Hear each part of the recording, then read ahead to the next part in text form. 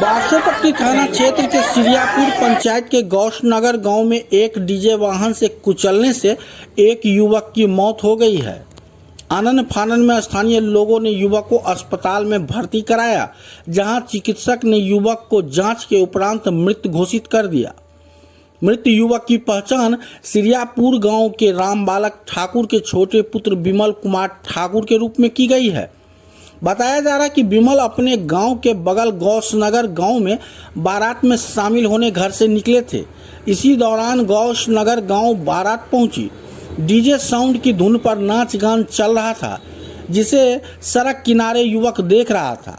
इसी क्रम में युवक को अचानक तेज रफ्तार डीजे वाहन से धक्का लग गया।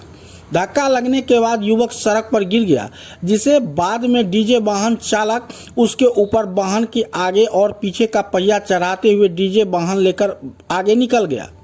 गंभीर रूप से जख्मी युवक को निजी अस्पताल लाने के क्रम में ही दम तोड़ दिया।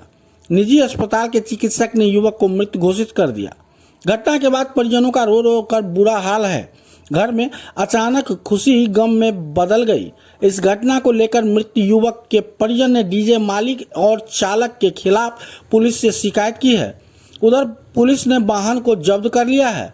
युवक गांव में समाज सेवा के रूप में काम कर रहे थे। पुलिस ने युवक के परिजन से घटना के संबंध में जानकारी ली।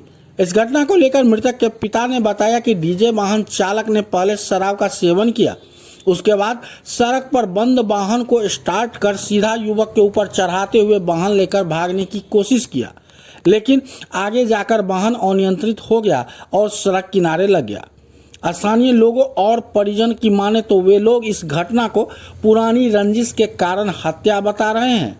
लोगों